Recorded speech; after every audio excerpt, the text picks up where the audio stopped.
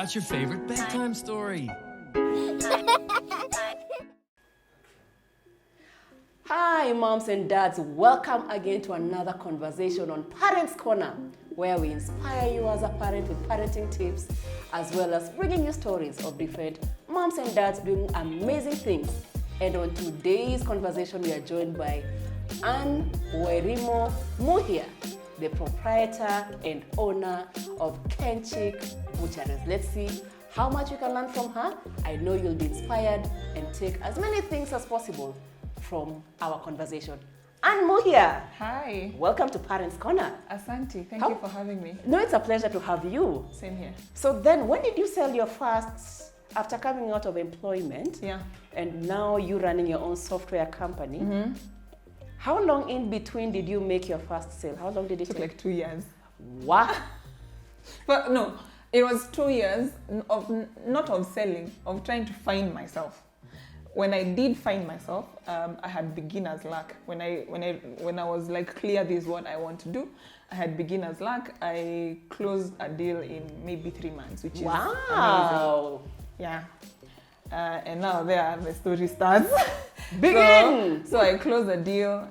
It was more money than my account had ever seen all at once. I can imagine. It was a big deal. Oh my God. And it was like justification to myself that I not even I deserve. No, you don't even deserve it. Humbles you. It humbles you. First, it wasn't more of I deserve it. It gave me so much anxiety because it was my first project. I had done such projects, but from a solution, like the person buying, not the person selling and coming to implement. Right. So it scared me to death.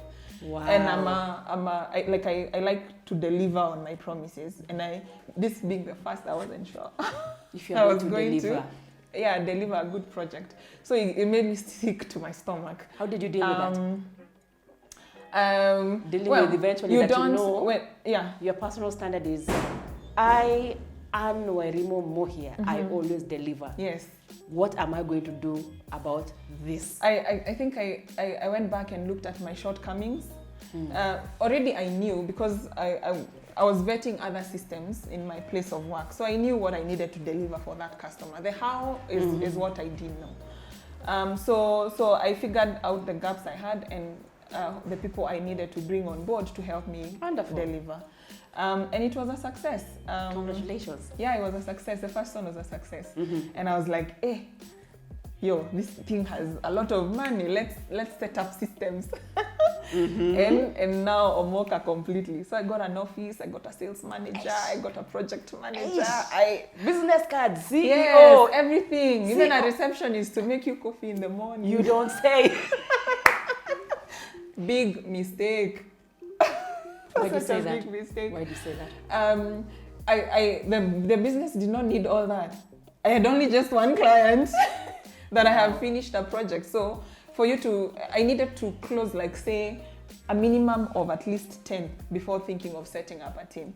But you see, I'm coming from employment and in my former places of work, you set up systems and people and train so that now when you close, and the office space also where your office is.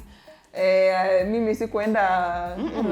went to high places where when you're having your coffee, you can hear birds chirping. Wow, so you have to create an impression. And you also felt you needed it. I felt I needed it. Yeah. I mean, if you sat me down at that point, I'd have been like, what are you talking about? I need this. This is how it's done. No, it is not how it's done. What did you learn out of that? You operate lean and mean. Lean and mean. And I knew it because the company is called Leanity. The irony. From lean. The irony. I knew it. Sometimes but it's like almost you want someone to remind you. Or a situation like that to happen to remind you. So basically all the money I made from that deal just went out the drain. I felt like from an accounting background, I couldn't sell. Like I didn't know very well how to sell. That was probably me doubting myself because since I've learned that I can actually sell, I was just doubting myself. Right. So I brought in a salesperson to sell on my behalf. How did it go? For my business. How do you think it went? I think I'll guess that it didn't go well, and I'll tell you why I think it didn't go well. Tell me. Because for anybody who's running a business, before you hire somebody to do those things you want them to do in your business, and we are not saying that then you need to be the accountant, the tea girl, the everything, but figure out how you yourself can sell your product or service before you make another person sell it. You will be frustrated. Yep. Back to you. How did it go? It didn't go. I just lost money paying salaries. You see, I could not even guide them on how it's done because I had not spent enough time, like you said, and effort in learning how it's supposed to be done. So that by the time I'm hiring, I already know how what they need to do to achieve the goals I'm setting for them. But right. I'm hiring them and I'm like, you figure it out. It wasn't gonna work. So I burnt my fingers there. I can imagine. And I actually had to close the office. I had to send everyone home. That must have been painful. It was hard. It was so hard because you feel like a failure. You're like you just failed. It's having to dismantle desks and you don't even know where you're taking them. It's terrible. It's terrible. It's a terrible feeling. I can imagine. I saw a post from a friend of mine who said that she's mourning her business. Yeah. She's done many other businesses before, but that business closing it down hit her a bit differently, which brings me back to what you've just said. For any mompreneur who's watching or dadpreneur, at what point do you feel, or advice you can give on letting go of a business and being at peace? What is your advice on that? What I've learned over time and through that experience especially is not to try not to be emotionally attached. Obviously it's hard because it's like a baby raising an extension a baby, right? of you. But like the way when your kid misbehaves and you have to discipline them and you feel really bad. Yeah. That you've done that, but it's something that you have to do. So you need to separate emotions from the decisions you make in your business. Meaning, if it's not working, you need to recognize that it's not working and be honest with yourself that decision you made is not working.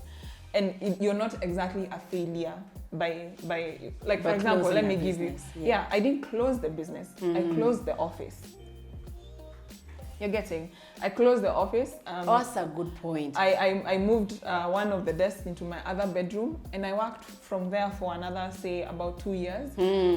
Guess what? I was like, when my customers call me and they want to come for a meeting, I want them to find me somewhere, in an office, for example. Right. But it kind of depends on what exactly you're doing, the product you're selling. Because that was just an illusion. No one ever came to that office. But you still want an office? No one ever came. Not a prospecting client, or no one ever came. I think I used to go to them, but you see now you have. It's kind of like I feel like it's an ego thing. It is. I think that we then define the fact that for you to have a real business, then you need to have a real office with a number of employees. It's really ego. Where you can be saying my office is at just this Riverside Delta or house it is. or whatever. Yeah. Or please call my receptionist and book a meeting. And I like what you've said, because for a lot of people who then like end up working from home or from whichever spaces, flexible spaces like here where we are at Nala. Nice. You then realize there's a difference between you, the business, and the office, and you, the person. When you're able to separate that. Yeah. You see, what I've learned is every investment you take for your business, it needs to be, it's like the business needs to ask for it. Not you. I'm the one who needed an office. Yeah, not the business needing an office. The business didn't need an office. It's a good point. Yeah. Eventually, you then... I go back to my next bedroom, so I'd wake up, shower, dress up. At least that whole arrangement is easier now with Corona and everything. But then you needed to really gather yourself together for a small meeting. And show up to the office, which is across the other side of the wall. It's just next door. Yeah, so I worked from there for a couple of years. Yeah, and the business grew. I got more clients, and I think the more clients you get, the more confident you are. Absolutely. So when I started closing another, well, first of all, the second deal came like a year later.